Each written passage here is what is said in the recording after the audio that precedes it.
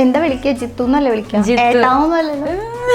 ആ നേരത്തെ ഞങ്ങള് വെള്ളം കുടിച്ചോണ്ടിരുന്നപ്പോ പറയണ്ടായിരുന്നു വലിയ താലി അതൊക്കെ ഇഷ്ടം. ഇങ്ങനെ ഇങ്ങനെ കുറി ഇട്ടില്ലേ, കുറി അങ്ങനെയൊക്കെ പറയാം. നമ്മള് കല്യാണം കഴിഞ്ഞു അത് ഇടുമ്പോ ഒരു ഭംഗിയല്ല, അമ്മ നല്ല ഭംഗിയുണ്ട്, അതുകൊണ്ടാണ് ഞാൻ പറയുന്നത്. അല്ല, അത് ഇടുമ്പോ മുഖത്തിനൊരു ഐശ്വര്യമുണ്ട്. അപ്പൊ അല്ലെങ്കിൽ ഐശ്വര്യം ഇല്ല അതല്ലേ? നമ്മൾ കണ്ടിട്ടൊന്നുമില്ല, കാണാതെ പ്രണയിച്ച ആളുകളാണ്. എന്നിട്ടാണ് ഞങ്ങള് കണ്ടത്. ആക്ച്വലി ഇന്നത്തെ കാലത്ത് ഇതൊക്കെ വളരെ കുറവാണ് അല്ലെ? കാണാതെയൊക്കെ ഒരാളോട് പ്രണയം തോന്നുക പറയുന്നത് ഭയങ്കര എന്താ പറയാ, ഭയങ്കര അതല്ലേ. രണ്ട് മനസ്സും ഇതുപോലെയാണെങ്കിൽ നമുക്ക് കാണണമെന്നൊന്നുമില്ല. ഇല്ല.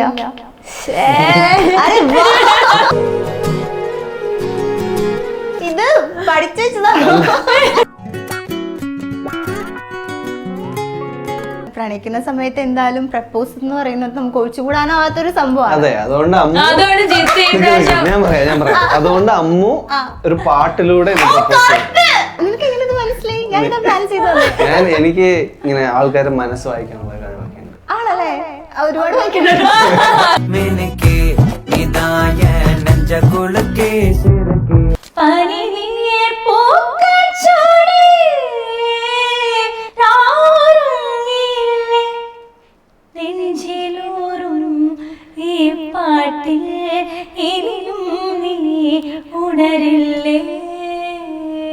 I love you.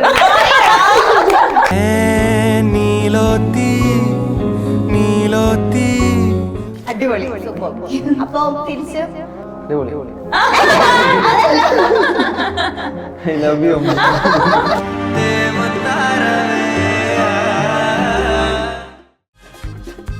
ഇഞ്ചി മൈ മീൽ പാർട്ട്ണർ.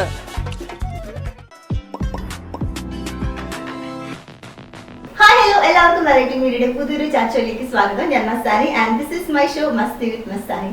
പ്രണയം വൃദ്ധനെ പോലും മധുരം 16-കാരനാക്കും എന്നൊക്കെയാണല്ലോ പറയാറ്. സോ ഇന്ന് നമ്മുടെ വാലന്റൈൻസ് ഡേ സ്പെഷ്യൽ എപ്പിസോഡിൽ റീസെന്റ് ഒരു ന്യൂലി കപ്പിൾ ഇൻ ടൗൺ എന്നൊക്കെ പറയാവുന്ന ഒരു ന്യൂ കപ്പിൾസ് ആണ് ഇന്ന് എന്റെ കൂടെ ജോയിൻ ചെയ്യുന്നത്. സാധാരണ കല്യാണം കഴിഞ്ഞ് കഴിഞ്ഞാൽ ഹണിമൂൺ വിരുന്ന് അങ്ങനെയൊക്കെ ആയിട്ട് ഭയങ്കര ബിസി ആയിട്ടിരിക്കുന്ന സമയത്ത് നമ്മൾക്ക് വേണ്ടിയിട്ട് ഇന്റർവ്യൂ ചെയ്തോട്ടെ എന്ന് ചോദിച്ചപ്പോൾ ആ ചേച്ചി വന്നോളൂ എന്ന് വളരെ സ്നേഹത്തോടു കൂടി ഞങ്ങൾ സ്വീകരിച്ച പ്രജിത്തും അമ്മുവാണ് ഇന്ന് എന്റെ കൂടെ ജോയിൻ ചെയ്യുന്നത്. ഹെൽപ്പ്. നമസ്കാരം. അപ്പൊ happy Valentine's day. Happy Valentine's day. ഇപ്പൊ പത്തനംതിട്ട ടു പാലക്കാട് എങ്ങനെയുണ്ട്? പാലക്കാട് ഇവിടെ നല്ല കാറ്റാ. അതെ, ഞങ്ങള് ഇപ്പൊ നല്ല കാറ്റ്. ഇവിടെ മെയ് ഒക്കെ ആവുമ്പോ നല്ല ചൂടെന്ന് പറയും. ഏപ്രിൽ മെയ് ഒക്കെ ആവുമ്പോ നല്ല ചൂടാണ്. ആണല്ലേ? പക്ഷെ ഞങ്ങള് വന്ന ഈ വഴി സ്റ്റാർട്ടിങ് മുതൽ തന്നെ വേറൊരു സ്ഥലത്തേക്ക് വന്ന പോലെ. വേറെ സ്ഥലമാണ് പാലക്കാട്, വേറെ സ്ഥലം. ഫുൾ പച്ചപ്പല്ലേ. കൊച്ചിയിൽ ഇങ്ങോട്ട് വരുമ്പോ എങ്ങനെയുണ്ട്? ഭയങ്കര കാറ്റും ഒരു ഗ്രാമീണത ഫീൽ ഉണ്ടാവും. ഓക്കെ, അപ്പൊ വാലന്റൈൻസ് ഡേ ഒന്നും സെലിബ്രേറ്റ് ചെയ്തിട്ടില്ല. സപ്പോസ് വാലന്റൈൻസ് ഡേക്ക് ഒരു അമ്മൂനൊരു ഗിഫ്റ്റ് കൊടുക്കാൻ ഒരു സാഹചര്യം വരുവാണെങ്കിൽ എന്തായിരിക്കും കൊടുക്കാം? ഉള്ളിന്റെ ഉള്ളിൽ ഇങ്ങനെ കാത്തു വെച്ച ഒരു ഗിഫ്റ്റ് ഉണ്ടാവില്ലേ? ഒരു വീണ വാങ്ങിച്ചു കൊടുക്കും. അപ്പം തിരിച്ച് എനിക്ക് ഇപ്പം എന്താ വിളിക്കുക? ജിത്തുന്നല്ലേ വിളിക്കുക? ഏട്ടാവുന്നല്ലോ. ഇടയ്ക്ക് പറയും അമ്മ വിളിക്കേ ഏട്ടാന്ന് വിളിക്കാം. അപ്പൊ എന്തോ വരും. ആ നേരത്തെ ഞങ്ങള് വെള്ളം കുടിച്ചോണ്ടിരുന്നപ്പോ പറയണ്ടായിരുന്നു വലിയ താലി. അതൊക്കെ ഇഷ്ടം. ഇങ്ങനെ കുറി ഇട്ടില്ലേ, അങ്ങനെയൊക്കെ പറയാം. കല്യാണം കഴിഞ്ഞില്ല, അപ്പൊ നമ്മള് അതൊക്കെ ഫോളോ ചെയ്യണ്ടേ? പക്ഷെ ചെക്കന്മാര് സാധാരണ ഇപ്പൊ ലേഡീസ് കല്യാണം കഴിഞ്ഞു കഴിഞ്ഞാൽ ഇപ്പൊ നമുക്ക് താലി പൊട്ടൊക്കെ ഇടുമ്പോ മനസ്സിലാവും നമ്മൾ മാരീഡ് ആണ്. പക്ഷെ ബോയ്സിന് മാരീഡ് ആണെങ്കിലും മനസ്സിലാവില്ല. ശരിക്കും അവർക്ക് എന്തെങ്കിലുമൊക്കെ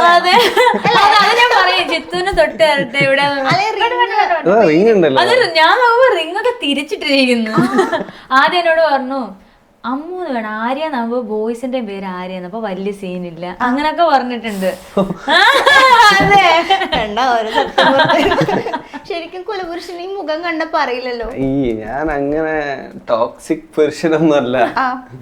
എന്നാലും നമ്മള് കല്യാണം കഴിഞ്ഞു അത് ഇടുമ്പോ ഒരു ഭംഗിയല്ല, അമ്മൂന് നല്ല ഭംഗിയുണ്ട്, അതുകൊണ്ടാണ് ഞാൻ പറയുന്നത്. അല്ല അത് ഇടുമ്പോ മുഖത്തിനൊരു ഐശ്വര്യമുണ്ട്. അപ്പൊ അല്ലെങ്കിൽ ഐശ്വര്യം ഇല്ലാന്നല്ലേ? കുറച്ചുകൂടി കൂടുതലായി. അമ്മ കല്യാണത്തിന് മുന്നേ ഈ സിന്ദൂർ സാരി എടുത്തപ്പോ എന്തിനോ സ്കൂളിൽ പോകുമ്പോ സാരി എടുത്തു അപ്പൊ സിന്ദൂരൊക്കെ വെറുതെ വെച്ച് നോക്കിട്ട് എന്നെ വീഡിയോ കോളൊക്കെ ചെയ്തിട്ടുണ്ടായിരുന്നു. കൊള്ളാവുന്നൊക്കെ.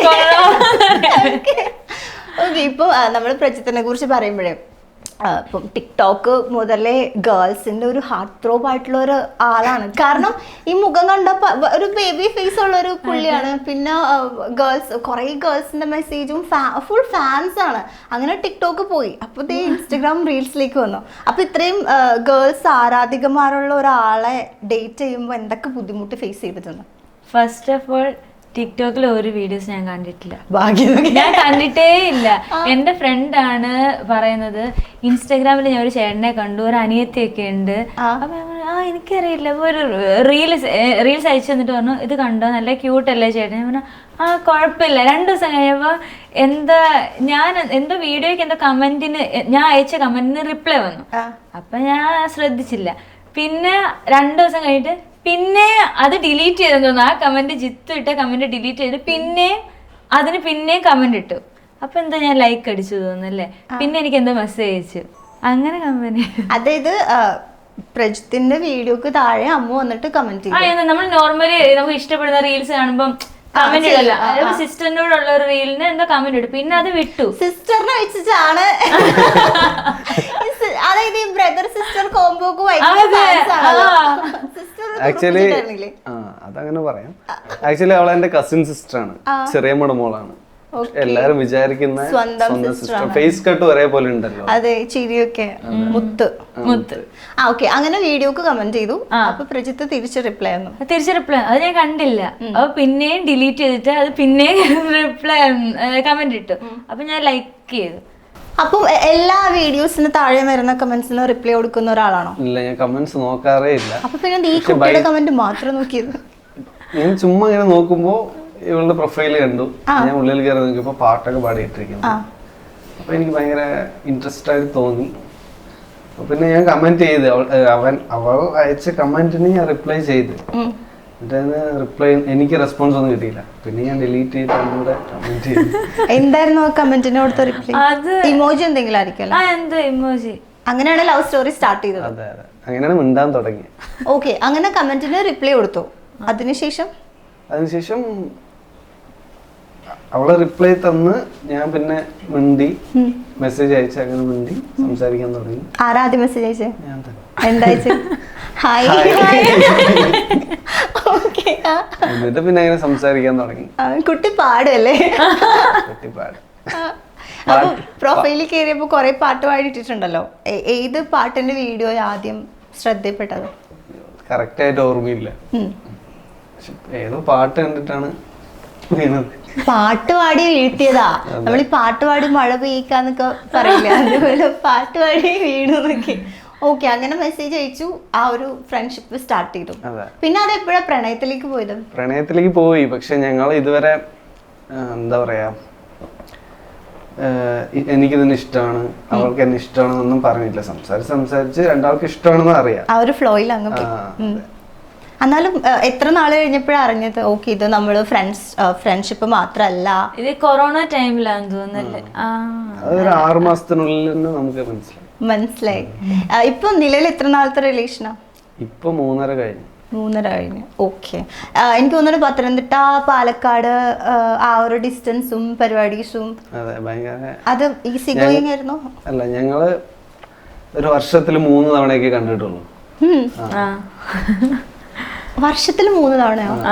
ലാസ്റ്റ് 25 അതിപ്പോ അച്ഛനമ്മയോട് ഇരിക്കുന്നു. 25-ല് ഞങ്ങള് 3 തവണയെ കണ്ടിട്ടുള്ളൂ. ഒരു തവണ ഞങ്ങളെന്തോ കൊച്ചിന്ന് കണ്ടു. പിന്നെ ഞങ്ങള് ഫസ്റ്റ് ട്രിവാൻഡ്രം വെച്ചുണ്ട് ഫസ്റ്റ് കാണാൻ വരുന്നത്. ട്രിവാൻഡ്രത്ത് 25-ല് ഞങ്ങള് ഇയാള് ഇവിടെ പോവായിരുന്നു, ഗുരുവായൂർ പോവായിരുന്നു. ഇവരെ ഫാമിലിയൊക്കെ ഉണ്ടായിരുന്നു. അപ്പൊ ട്രെയിനിൽ ജസ്റ്റ് കണ്ടു. പിന്നെ ഒരു തവണ കൊച്ചിന്ന് കണ്ടു. പിന്നെ ഒരു തവണ നമ്മൾ പെണ്ണ് കാണാൻ പോയപ്പോ വീട്ടിൽ നിന്ന് കണ്ടു. 25-ല്. ഓക്കെ, ലാസ്റ്റ് ഇയർ അല്ലേ? Last year. അതിനു മുന്നേ ആദ്യമായിട്ട് അപ്പം ഓക്കെ ഫ്രണ്ട്സ് നമ്മൾ ചാറ്റ് ചെയ്ത് കുറച്ച് കഴിയുമ്പോൾ നമ്മൾ എന്തായാലും ഒരു കാപ്പി കുടിക്കാനൊക്കെ മീറ്റ് ചെയ്യുമല്ലോ, അത് ഭയങ്കര സ്വാഭാവികമാണ്. അതിനാരാ ആദ്യം ഇനിഷ്യേറ്റീവ് എടുത്തത്? ഞാൻ തന്നെ. എന്താ പറഞ്ഞേ? ഇല്ല, നമുക്ക് മീറ്റ് ചെയ്യാന്ന് പറഞ്ഞ ഇവള് തിരുവനന്തപുരത്തായിരുന്നു പഠിച്ചത്. അപ്പൊ അങ്ങോട്ട് പോയി, ട്രിവാൻഡ്രത്ത് പോയി, എന്നിട്ട് മീറ്റ് ചെയ്തു, തിരിച്ചു വന്നു, ഹാപ്പി ആയിരുന്നു. ആ മീറ്റിംഗിലാണ് വീണത്? അല്ല, അത് ഓൾറെഡി നമ്മള് എന്താ പറയാ, നമ്മൾ കണ്ടിട്ടൊന്നുമില്ല, കാണാതെ പ്രണയിച്ച ആളുകളാണ്. എന്നിട്ടാണ് ഞങ്ങള് കണ്ടത്. ഓ, ആക്ച്വലി ഇന്നത്തെ കാലത്ത് ഇതൊക്കെ വളരെ കുറവാണ് അല്ലേ? കാണാതെയൊക്കെ ഒരാളോട് പ്രണയം തോന്നുക എന്നൊക്കെ പറയുന്നത് ഭയങ്കര എന്താ പറയാ, ഭയങ്കര അതല്ലേ. രണ്ട് മനസ്സും ഇതുപോലെയാണെങ്കിൽ നമുക്ക് കാണണമെന്നൊന്നുമില്ല. ഇല്ല. ഇത് പഠിച്ചു വെച്ചതാണ് ഓക്കെ. അങ്ങനെ കണ്ട് ഓക്കെ ഇഷ്ടപ്പെട്ടോ? എന്നാലും നമുക്കൊരു കൺഫർമേഷൻ വേണമല്ലോ. ഉള്ളിൽ നമുക്ക് അറിയാം ഓക്കെ ഇയാൾക്ക് എന്നോട് ഇഷ്ടമുണ്ട്, എനിക്ക് ഇയാളോട് ഇഷ്ടമുണ്ട്. എന്നാലും നമുക്കൊരു ബാക്കിയുള്ള ഫ്യൂച്ചർ പരിപാടീസിലേക്ക് പോകണമെങ്കിൽ നമുക്കൊരു ഉറപ്പ് വേണ്ടേ? അതെപ്പോഴാ വന്നേ? അതെ, ആ ഉറപ്പ് എനിക്കുണ്ടായിരുന്നു. അല്ല, ആ ഉറപ്പ് ഞാൻ ഇവൾക്ക് കൊടുക്കണമല്ലോ. അപ്പൊ ഞാൻ എൻ്റെ വീട്ടിലൊക്കെ അവതരിപ്പിച്ചു. ചേട്ടനോടാണ് എല്ലാം പറയാ. പിന്നെ അമ്മയും അച്ഛനും പറയാൻ തുടങ്ങി. കല്യാണ പ്രായമായി, ആരെങ്കിലും ഉണ്ടെങ്കിൽ പറ, അല്ലെങ്കിൽ നമുക്ക് ഇവിടെ നോക്കാന്ന് പറഞ്ഞു. അപ്പൊ ഞാൻ കാര്യം അവതരിപ്പിച്ചു. പിന്നെ പാട്ടൊക്കെ കേട്ടപ്പോ അമ്മയും അച്ഛനും ഫ്ലാറ്റ് നല്ല കുട്ടിയാണെന്നൊക്കെ അവര് തന്നെ പറഞ്ഞു. പിന്നെ എല്ലാം സെറ്റായി. പിന്നെ ഇവളുടെ വീട്ടില് ഇവള് പറഞ്ഞ് കുഴപ്പമില്ല. ഞാൻ ആദ്യം അമ്മേനോട് പറഞ്ഞു. അമ്മ അപ്പൊ ഉടനെ എനിക്ക് ചേട്ടനുണ്ട്, ചേട്ടനോട് പറഞ്ഞു ഇനി സീനായാലോ. അതിപ്പോ അമ്മേനോട് പറഞ്ഞു. അമ്മ മീൻസ് ചേട്ടന്റെ വൈഫിനോട് പറഞ്ഞു. അവർ ഭയങ്കര ഫ്രണ്ട്സാണ്. അപ്പൊ ചേച്ചി എന്നിട്ട് പറഞ്ഞു, അയ്യോ ഇതിനെ ഞാൻ കണ്ടിട്ടുണ്ട്, ടിക്ടോക്കിലൊക്കെ കണ്ടിട്ടുണ്ടല്ലേ ഈ മോനെ, എനിക്കറിയാം, അങ്ങനെയൊക്കെ പറഞ്ഞിട്ടുണ്ട്. അപ്പൊ അത് കഴിഞ്ഞ് ചേച്ചി ചേട്ടനോട് പറഞ്ഞു. അവർ ലവ് മാരേജ് ആയിരുന്നു. അപ്പൊ ഇങ്ങനെ ചേട്ടൻ പറഞ്ഞു, ഇത് വേണോ വെറുതെ, ഇവിടുന്ന് പാലക്കാട് വരെ വഴക്കിട്ടാ പോലും അങ്ങോട്ട് വരാൻ പറ്റത്തില്ല, വീട്ടിലോട്ട് തിരിച്ചു പോകാൻ പറ്റത്തില്ല, എത്ര ദൂരം പോണം, അത് വേണ്ട, നീ ആലോചിച്ചിട്ട് പറ, അല്ലെങ്കിൽ ഇവിടെ അടുത്ത് നിനക്ക് ആരെങ്കിലും ഇഷ്ടം, അങ്ങനെയൊക്കെ പറഞ്ഞു. ലാസ്റ്റ് പിന്നെ കൺവിൻസ് ചെയ്തു. എങ്ങനെ കൺവിൻസ് ചെയ്തു? ചേച്ചി ചേട്ടനോട് പറഞ്ഞു, നമ്മുടെ ലവ് മാരേജ് അല്ലേ, നമുക്കറിയാലോ എത്ര സ്ട്രഗിളാ, ഇങ്ങനെ അങ്ങനെയൊക്കെ പറഞ്ഞു. ലാസ്റ്റ് ഓക്കെ അങ്ങനെയൊക്കെ പറഞ്ഞു, സമ്മതിച്ചു. അവസാനം ഇവിടെ എത്തി, കല്യാണത്തിലെത്തി. കല്യാണം കഴിഞ്ഞു 15 ദിവസം. അല്ല, ഞാൻ ചോദിക്കട്ടെ, ഞാൻ ഇൻട്രോയിൽ പറഞ്ഞ പോലെ നോർമലി നമ്മൾ കല്യാണം കഴിച്ചു കഴിഞ്ഞാൽ കുറെ വിരുന്ന് പോകണം, ഹണിമൂൺ പോയി കഴിഞ്ഞു. ഓ, അതാണ് ഫ്രണ്ട്സ് ആയിട്ട് പോയ വീഡിയോസ് അല്ലേ? അതെവിടെയായിരുന്നു പോയത്? വിയറ്റ്നാം. എങ്ങനെയുണ്ട് വിയറ്റ്നാം? വിയറ്റ്നാം കുഴപ്പമില്ല, അടിപൊളിയാണ്. നമുക്ക് അഫോർഡബിൾ ചെയ്യാൻ പറ്റുന്ന ബഡ്ജറ്റ് ഒക്കെ. ഫുഡ് മാത്രം നമുക്ക് നല്ല ഹെൽത്തി ഫുഡാണ്, പക്ഷെ നമുക്ക് അതൊരു ഇഷ്ടാവില്ല. എന്താ പറയാ, വേവിച്ചതും പകുതി കുക്ക് ചെയ്തിട്ട് ഞാൻ അടുത്ത ആഴ്ച നല്ല ഫുഡുണ്ട്, നമ്മൾ സെലക്ട് ചെയ്ത് കഴിക്കണം മാത്രം. പക്ഷെ എല്ലാ ഫുഡും ട്രൈ ചെയ്തു. പക്ഷെ ഞങ്ങളവിടെ പോയിട്ട് ബർഗർ കഴിച്ച് അതിൽ പണിവാളി. ലാസ്റ്റ് തിരിച്ചു വരുന്ന ടൈം ആയപ്പോ ഫസ്റ്റ് ലൂസ് മോഷൻ, പിന്നെ വോമിറ്റിങ് എന്ന് വെച്ചാൽ തിരിച്ച് എയർപോർട്ടിൽ എത്തുന്നത് വരെ വോമിറ്റ് ചെയ്തുകൊണ്ടേ ഇരിക്കുന്നു. ലാസ്റ്റ് ആർക്കും മിണ്ടാൻ വയ്യ. അല്ല, വ്ലോഗ് എടുത്ത് ഫസ്റ്റ് വ്ലോഗാണ്, അതേ ഒരു എൻഡ് വേണമല്ലോ, എൻഡ് പറയാൻ പോലും ക്യാമറ നോക്കാൻ വയ്യ. ഓക്കെ, അപ്പം ഹണിമൂണൊക്കെ കഴിഞ്ഞ് ഇങ്ങനെ ഇരിക്കുകയാണ്. ഓക്കെ, ഞാൻ നിങ്ങളുടെ വേറെ ഒരു വീഡിയോ കാണിച്ചു തരാം.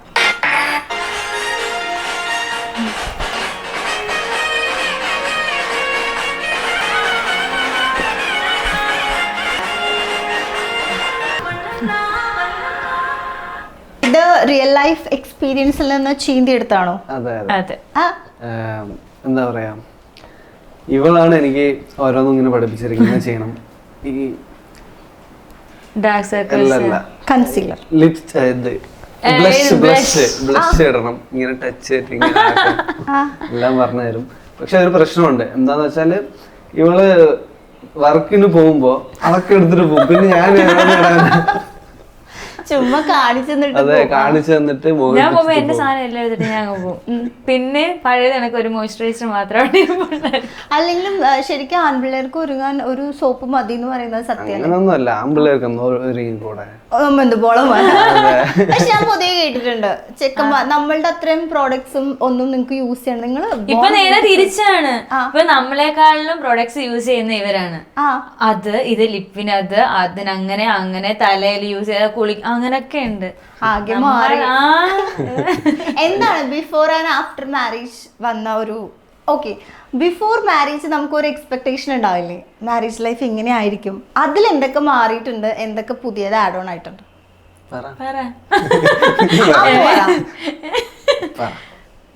കല്യാണത്തിന് മുന്നേ എന്റെ എക്സ്പെക്ടേഷനില് മാരേജ് ലൈഫ് ഇങ്ങനെയായിരുന്നു.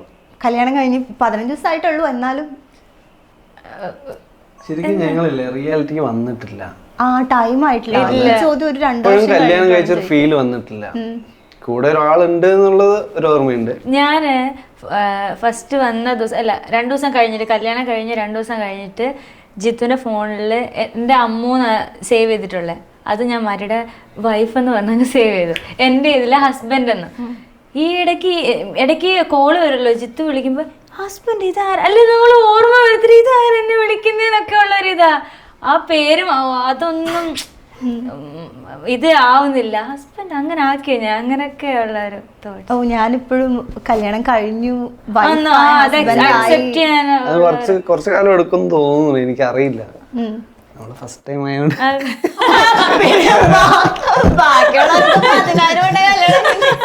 അല്ല ഇത് നമുക്ക് ഇനിയും ഒരു ഇത് വന്നിട്ടില്ല. എന്താ പറയണത് എനിക്ക് ആദ്യ ദിവസം തന്നെ കിടക്കാൻ എന്നെ തെള്ളി മാറ്റിയിട്ട് ഇങ്ങനൊക്കെ നോക്കി രാത്രി പെട്ടെന്ന് എണിച്ച് നോക്കുമ്പോ ആരോ കിടക്കുന്നത് ഇങ്ങനൊക്കെ നോക്കി. ശരിക്കും അങ്ങനെ ഉണ്ടോ? അതായത് ഞാൻ പൊതുവെ ഇപ്പൊ എനിക്ക് പേഴ്സണലി ഇപ്പൊ നമ്മുടെ റൂമാണല്ലോ, ഇപ്പൊ എന്റെ റൂം അവിടെ പട്ടിക്കുട്ടികളും ഞാനും മാത്രമേ ഉള്ളൂ. അപ്പം അവിടെ വേറൊരാൾ വന്ന് താമസിക്കുക. നമ്മളിങ്ങനെ ചില റീൽസ് ഒക്കെ കാണില്ലേ, ചെരുപ്പിന്റെ അടുത്ത് വേറെ ചെരുപ്പ്, ടവലിന്റെ അടുത്ത് വേറെ ടവല്, ബ്രഷ്, അങ്ങനെയൊക്കെ. അതൊക്കെ എങ്ങനെ നിങ്ങൾ അക്സെപ്റ്റ് ചെയ്തേ? അത് ഇവളുടെ ഇതൊന്നും യൂസ് ചെയ്യാൻ അയക്കില്ല. ടവൽ ഇത് എനിക്കുള്ള ടവലാണ്. ഞാൻ ചോദിച്ചേ പിങ്ക് എന്റെ ആണ്, ജിത്തുവിന്റെ ബ്ലൂ ആ, എന്റെ എടുക്കല് ജിത്തു പച്ച അല്ല ബ്ലൂ ഹാർപ്പിക്ക് എങ്ങനെ പറയല്ലോ, പറഞ്ഞു കൊടുക്കങ്ങട് 2 കീടാണ്. അപ്പൊ എന്തായാലും അങ്ങനെ നിങ്ങൾ അതായത് പ്രപ്പോസ് ചെയ്തിട്ടില്ല, പരസ്പരം അങ്ങോട്ട് ആ ഒരു ഫ്ലോയിൽ ഇഷ്ടത്തിൽ വന്ന് കല്യാണം കഴിച്ച ആൾക്കാരാണെന്ന് പറഞ്ഞു. അപ്പൊ വാലന്റൈൻസ് ഡേ ആണ്. വാലന്റൈൻസ് ഡേ എന്ന് പറയുന്നത് പ്രണയത്തിന് വേണ്ടി അറിയാലോ എന്താ വരുന്നത്, പ്രണയത്തിന് വേണ്ടിയിട്ടാണ്. പ്രണയിക്കുന്ന സമയത്ത് എന്തായാലും പ്രപ്പോസ് എന്ന് പറയുന്നത് നമുക്ക് ഒഴിച്ചുകൂടാനാവാത്തൊരു സംഭവമാണ്. അതെ, അതുകൊണ്ട് അതുകൊണ്ട് അമ്മു ഒരു പാട്ടിലൂടെ എക്സാക്ട്ലി അത് വേണ്ട ജിത്തു തിരിച്ച് പ്രപ്പോസ് ചെയ്യും. ഞാൻ ഇതാ നിനക്ക് എങ്ങനെ മനസ്സിലായി? ഞാൻ ഇതാ പ്ലാൻ ചെയ്തത്. എനിക്ക് ഇങ്ങനെ ആൾക്കാരെ മനസ്സ് വായിക്കാനുള്ള കഴിവൊക്കെ ഉണ്ട്. ആണല്ലേ? ഒരുപാട് വായിക്കുന്നുണ്ട്. ഓക്കെ, ആക്ച്വലി ഞാൻ ഇതന്നെ പ്ലാൻ ചെയ്ത് വന്നേ. അമ്മു അതായത് പ്രപ്പോസ് ചെയ്യണം, പക്ഷെ ഒരു പാട്ടുകാരിയാണല്ലോ, അപ്പൊ നമുക്ക് അതും കൂടി കേൾക്കണല്ലോ. അപ്പൊ ഒരു പാട്ടിലൂടെ ജിത്തുവിനെ പ്രപ്പോസ് ചെയ്യും. പാട്ടിൽ ഈ പാട്ടിൽ ഇനിയും നീ ഉണരില്ലേ, ഒരു പാടും ഈണം കേട്ടതില്ലേ, പനിനീർ പൂക്കൾ ചൂടി രാറുങ്ങില്ലേ, നെഞ്ചിലൂറും ഈ പാട്ടിൽ ഇനിയും നീ ഉണരില്ലേ. I love U. ഞാനും ചെയ്തു പ്രപ്പോസ്. എനിക്കും ഇഷ്ടമാണ്. നന്നായിട്ട് പാടുന്നുണ്ട്. വേറെല്ല, പാട്ട് പഠിപ്പിക്കുന്ന ടീച്ചറാണ്. പിന്നെ നമ്മള് അതിന് ജഡ്ജ് ചെയ്യാനായിരുന്നു. ബ്യൂട്ടിഫുൾ, അടിപൊളി. ഉണർന്നോ പാട്ടില്? എന്റെ ഉറക്കമൊക്കെ പോയി. നൈറ്റ് ഷിഫ്റ്റ് ഒക്കെ ചെയ്ത് വന്ന് ടയേർഡ് ആയിട്ട് ഇരിക്കുകയായിരുന്നു. ഞങ്ങൾക്ക് വേണ്ടി മാക്സിമം ആള് സപ്പോർട്ട് ചെയ്യുന്നുണ്ട്. ആ ബാക്കി ഇവിടെ പാടായിരുന്നു. അതിന്റെ ഇടയ്ക്കുള്ള ഒരു സാധനല്ലേ. ഓക്കെ, ഇത് ഫോർ എല്ലാ കപ്പിൾസിനും വേണ്ടി ഡെഡിക്കേറ്റ് ചെയ്യുന്നു.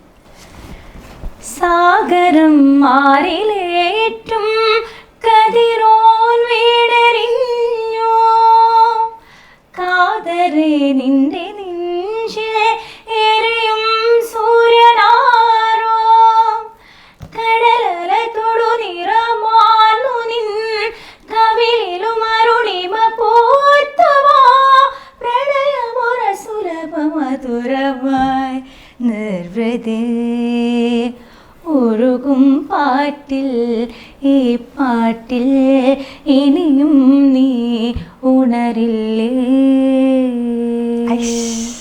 ഞാന് ഇങ്ങനത്തെ പാട്ടേ പാടില്ല. ഈ മെലഡി സോങ് എന്റെ സൗണ്ടിന് പറ്റലേ ഇല്ല.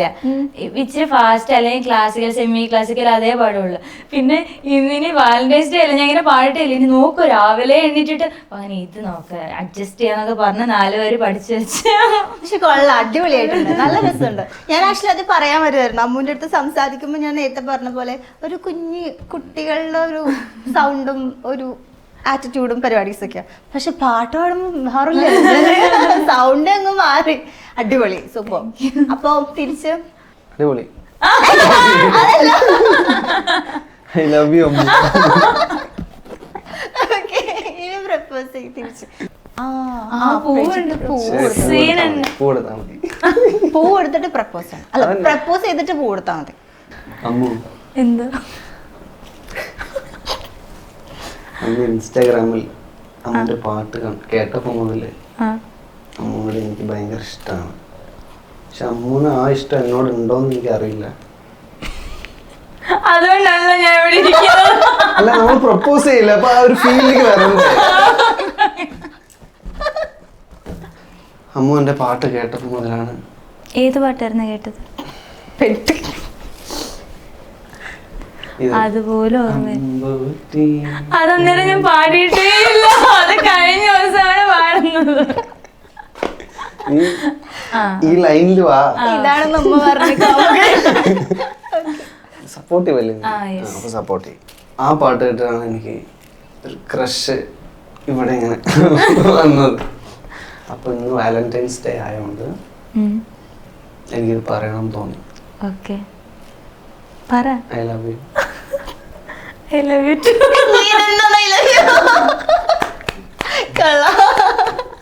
നമുക്ക് പ്രപ്പോസ് ചെയ്ത് ശീലമില്ല, നമ്മള് അല്ല മെസ്സേജ് അയച്ചിട്ടല്ലേ ചെയ്യാറുള്ളൂ, പറയുന്നല്ലോ. നേരിട്ട് പറഞ്ഞ് ശീലമില്ല. അടിപൊളി. എന്നാലും കാമുകിയുടെ ഏത് പാട്ടിലാണ് വീണതെന്ന് പോലും ഓർമ്മയില്ലാത്തൊരു കാമുകൻ. അത് ഞാൻ പറഞ്ഞു തരൂല. അടിപൊളി. അപ്പോ നമ്മൾ പ്രപ്പോസ് ഒക്കെ ചെയ്തു. അങ്ങനെ ഇരിക്കുമ്പോ ഇപ്പം ഞാൻ നേരത്തെ പറഞ്ഞ പോലെ പ്രജിത്തിന് കുറെ ഗേൾസ് ഫാൻസ് ഇല്ലേ, നമ്മൾ അതിലായിരുന്നു സ്റ്റാർട്ട് ചെയ്തത്. പിന്നെ എവിടെയോ പോയി തിരിച്ച് അതിലേക്ക് വരും. എങ്ങനെയുണ്ട് ഇത്രയും ഫാൻസ് ഉള്ള ഒരാളെ ഡേറ്റ് ചെയ്യുമ്പോ? എന്നോടാണോ? കൊറേ പേര് പറയാം പ്രജിത്ത് പരമേശ്വരൻ.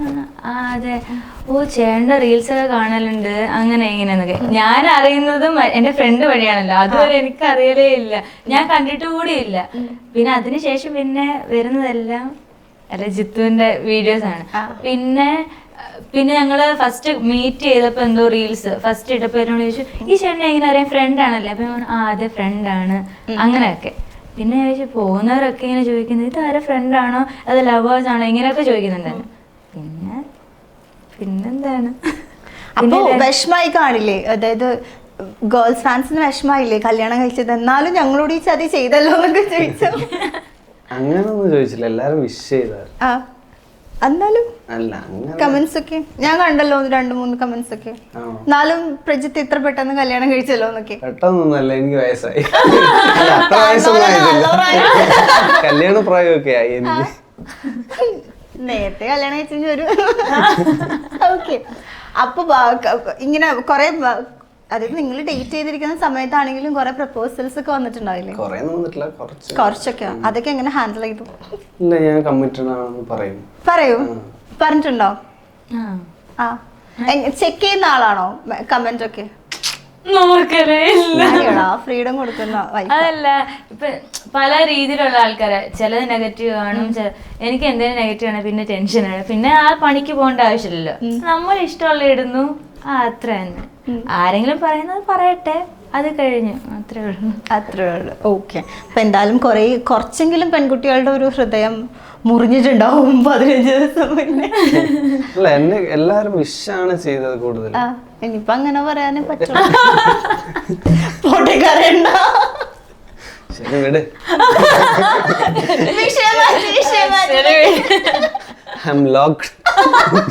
അത് പറഞ്ഞു. ഓക്കെ. പക്ഷെ എന്തായാലും നല്ലല്ലേ അല്ലേ, ഇത്ര നാളും പ്രണയിച്ച് കല്യാണം കഴിച്ച ആൾക്കാര്. പക്ഷെ ഈ പറഞ്ഞല്ലോ ഇടയ്ക്കിടയ്ക്ക് കാണാൻ പറ്റുള്ളൂ. അപ്പൊ ഒരു കൈൻഡ് ഓഫ് ലോങ് ഡിസ്റ്റൻസ് എന്ന് വേണമെങ്കിൽ നമുക്ക് പറയാം. അതായത് ജില്ല വ്യത്യാസം ഉണ്ടെങ്കിലും നിങ്ങൾ മീറ്റിംഗ് കുറവാ, അപ്പൊ അതൊരു ലോങ് ഡിസ്റ്റൻസ് അല്ലേ. അതെങ്ങനെ മാനേജ് ചെയ്യാം? എനിക്കൊക്കെ എന്ന് വെച്ചാൽ എനിക്ക് കൺമുന്നിലുള്ളതിനെ മാത്രമേ സ്നേഹിക്കാൻ പറ്റുള്ളൂ. എനിക്ക് അങ്ങനെ ഒരു പ്രശ്നമുണ്ട്. ഇത് കാണട്ടെ എന്ന് വെച്ചാല് കണ്ടു കഴിഞ്ഞാൽ നമ്മൾ പിക്ക് എടുക്കും. പിക്ക് എടുത്ത് അത് പോസ്റ്റ് ചെയ്യണം. നമ്മൾ വെറുതെ ഫോണിൽ വെച്ചിട്ട് എനിക്ക് എന്തെങ്കിലും ഇപ്പൊ നല്ല പിക്കാണെങ്കിൽ അത് പോസ്റ്റ്, നമുക്ക് ഇഷ്ടമുള്ളതല്ലേ നമ്മൾ പോസ്റ്റ് ചെയ്യുന്നത്. അപ്പൊ വീട്ടുകാർ കാണും. അപ്പൊ എന്ത് ചെയ്യും ചിത്തു? വീട്ടിൽ പറഞ്ഞതിന് ശേഷം പ്രശ്നം, പിന്നെ റിലേറ്റീവ്സ് നാട്ടുകാരൊക്കെ കാണത്തില്ലേ. അപ്പൊ എന്റെ അമ്മയെ വിളിക്കും. അമ്മ എന്തിനായിരുന്നു ന്യൂ ഇയറിന് മീൻസ് ഒന്നിച്ച് നിന്നോട്ടെ അങ്ങനെയൊക്കെ ചോദിച്ച് സമ്മതം മേടിച്ചിട്ടാണ്. അല്ല മീൻസ് കാണുന്നത്, അല്ലാണ്ടൊന്നും കാണാൻ എന്നെ വിടത്തില്ല വീട്ടിൽ നിന്ന്. പ്രശ്നമാവില്ലേ അങ്ങനെയൊക്കെ. ഓക്കെ. ഇത് അറിഞ്ഞ സമയത്ത് ആരെങ്കിലും എന്തെങ്കിലുമൊക്കെ, അതായത് നെഗറ്റീവ്സ് ഒക്കെ പറഞ്ഞിട്ടുണ്ടായിരുന്നോ? നെഗറ്റീവ്സ് ഒന്നും ആരും പറഞ്ഞിട്ടൊന്നുമില്ല ഇതുവരെ. ഈ കോണ്ടന്റ് ക്രിയേഷൻ എന്ന് പറയുമ്പോൾ പോസിറ്റീവ് സൈഡ് ഉണ്ട്, പക്ഷെ കുറച്ച് പേരിങ്ങനെ നോർമലി പറയല്ലോ, നമ്മളിപ്പോ കോണ്ടന്റ് ക്രിയേറ്റർ ആണ് അല്ലെങ്കിൽ മീഡിയ ഫീൽഡിലാന്ന് പറയും, വേറെന്താ ചെയ്യുന്നത്? ഞാനും കുറെ ഫേസിൽ ആങ്കർ ആണ്, വേറെന്താ ചെയ്യുന്നത് അങ്ങനെ ചോദിക്കാറുണ്ട്. പക്ഷെ കണ്ടന്റ് ക്രിയേറ്റർ ആണ് ഞാൻ മെയിൻ ആയിട്ട് ചെയ്തോണ്ടിരിക്കുന്നത്. പിന്നെ സൈഡിൽ കൂടെ എനിക്കൊരു ജോലിയുണ്ട്. കോഗ്നിസന്റിൽ വർക്ക് ചെയ്യുന്നു. ജോലി മേലേക്കുള്ള കുട്ടിയോ? ഇപ്പൊ 4 മണിക്ക് കഴിഞ്ഞിട്ട് ഒരു 5 മണിക്കൂറോട് ഉറങ്ങിയിട്ടില്ല. അപ്പോഴേക്കും ഞങ്ങൾ എത്തി. ഉറക്കത്തിൽ നിന്ന് വിളിച്ചേണിരിക്കുകയാണ്. അതാ ആക്ച്വലി നല്ല ആക്റ്റീവ്. പക്ഷെ പുള്ളി ഉറക്കൊന്നും ഇരിക്കുന്നുണ്ടാവും. അപ്പൊ ഇങ്ങനത്തെ ഒരു ചോദ്യം അമ്മൂന്റെ അടുത്ത് വന്നിട്ടുണ്ടായിരുന്നു. കോണ്ടന്റ് ക്രിയേറ്റർ അല്ലേ ഇപ്പം? അപ്പൊ വേറെ ജോലിയുണ്ട് അല്ലെ? എന്താ ജോലി? യൂട്യൂബില് വീഡിയോ ഇടുന്ന അങ്ങനെയൊക്കെ? ഇല്ലില്ല, വേറെ ജോലിയുണ്ട്. ഓ ഓക്കെ. പൊതുവെ ആൾക്കാർക്ക് ഒരു ധാരണയുണ്ട് കോണ്ടന്റ് അവർക്ക് ഇത് മാത്രമേ ഉള്ളു പണി, എന്ന് എണീച്ചിട്ട് വീഡിയോ എടുക്കലാണ് പണി, അങ്ങനൊക്കെ വിചാരിക്കുന്നവരുണ്ട്. അങ്ങനെയുള്ളവരോട് അല്ല, ജോലിയുണ്ട് കേട്ടോ. മണീസ് നല്ല കിട്ടും. ഇപ്പൊ എല്ലാരും പറയുന്ന നിങ്ങളുടെ വീഡിയോ മാത്രമേ ഉള്ളൂ കല്യാണം കഴിഞ്ഞ ശേഷം തുറന്നാന്ന് പറയുന്നത്. നമുക്ക് എന്താ, ഞങ്ങൾക്ക് അത് അവർക്കറിയില്ല. അവരിങ്ങനെ പറഞ്ഞോണ്ടിരിക്കും. നമ്മ അത് മൈൻഡ് ആക്കേണ്ട ആവശ്യമില്ല. കുറെ പേര് കുറ്റം പറയും കോണ്ടന്റ് ക്രിയേറ്റേഴ്സിന് എന്തെങ്കിലും വീഡിയോസ് ഒക്കെ ഇടുമ്പോ. പക്ഷെ മനസ്സിലാക്കണം, എല്ലാവർക്കും മണിയാണ് ആവശ്യം. നമ്മൾ അതിനു വേണ്ടി പ്രയത്നിക്കുന്നു, അവരെങ്ങനെ കമന്റ് അടിച്ചോണ്ടിരിക്കുന്നു, നമ്മളത് മൈൻഡ് ചെയ്യാണ്ടിരിക്കുന്നു. ഓക്കെ. ഞാൻ നിങ്ങൾക്ക് വേറെ ഒരു വീഡിയോ കാണിച്ചു തരാം.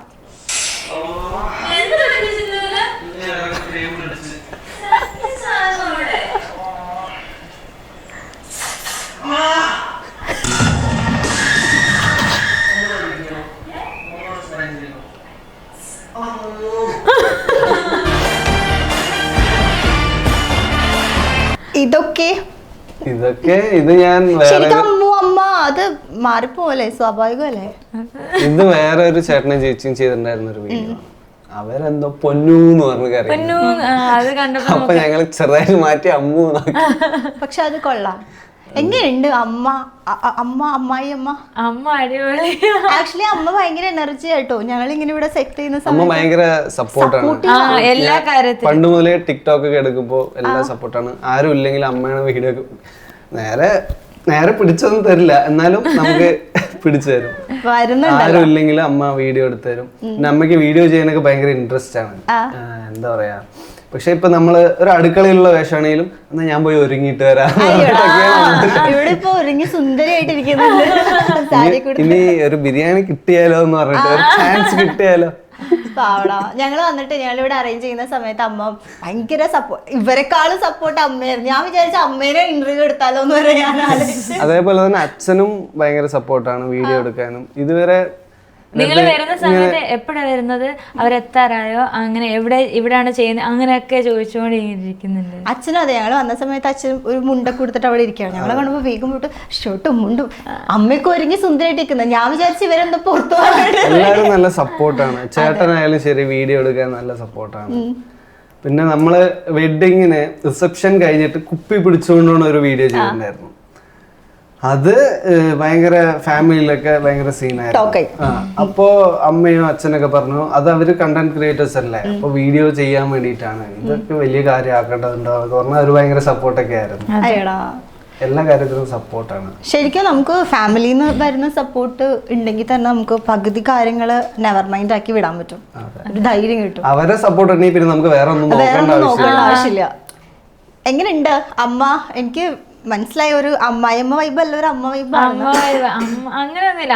അവിടെ അമ്മ എങ്ങനെയാണോ അതുപോലെ തന്നെ. ഇപ്പൊ എന്തുണ്ടെങ്കിലും പറയണം കേട്ടോ മോനെ, അങ്ങനെയൊക്കെ പറയാം. ഒരു കാര്യത്തിന് വിഷമിക്കണ്ട, എന്താണ് ഞാൻ ഒന്നും പറയില്ല, ഇങ്ങനെയൊക്കെ. എനിക്ക് എന്തേലും വിഷമമായാലോ അങ്ങനെ ഇങ്ങനെയൊക്കെ പറഞ്ഞുകൊണ്ടിരിക്കും. അയ്യോടാ, എങ്ങനെ എപ്പോ രാവിലെ എഴുന്നേറ്റ് അടുക്കളേക്ക് കയറണം എന്നൊക്കെ പറയുന്ന അമ്മയാണോ? ഞങ്ങള് കല്യാണം കഴിഞ്ഞ് 2 ദിവസം കഴിഞ്ഞപ്പോ എന്റെ വീട്ടിൽ പോയി.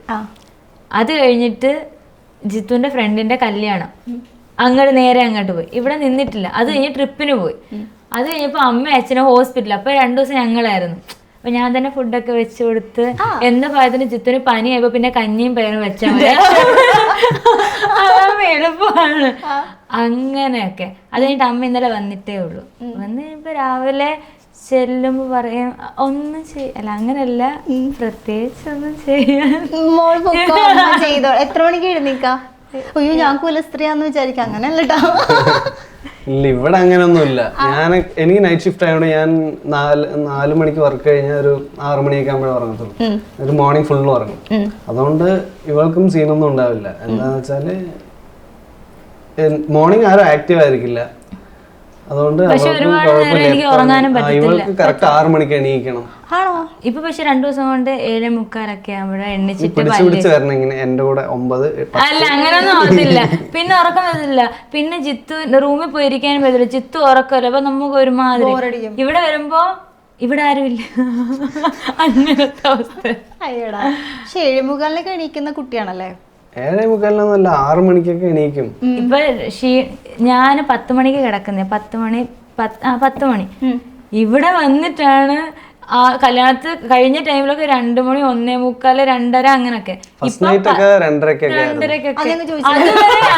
അല്ല, നമുക്ക് പത്തനംതിട്ടന്ന് ഇവിടെ എത്തണല്ലോ. എത്തുമ്പോ 10 മണിയായി. പിന്നെ എന്നിട്ട് കൊറേ വീഡിയോസ് ഒക്കെ ഫ്രണ്ട്സ് എവിടെ ഫുള്ള് ഫ്രണ്ട്സ് ആയിരുന്നു. ദേവിൻ പ്രഭാകരനൊക്കെ അറിയില്ല, അവരൊക്കെ നമുക്ക് വീഡിയോ എടുക്കാനൊക്കെ ഫുൾ സപ്പോർട്ടാണ്. അവരാണല്ലേ ഭയങ്കര ബെസ്റ്റ് ഫ്രണ്ട്സ്. വീഡിയോസിൽ കണ്ടിട്ടുണ്ട്. അവര് ഓരോ കണ്ടന്റ് ഇങ്ങനെ ഇത് ചെയ്യാന്ന് പറഞ്ഞ് നല്ല സപ്പോർട്ട്. അതുകൊണ്ടാണ് ഇത്രയും വീഡിയോസ് നമുക്ക് എടുക്കാൻ പറ്റിയത്.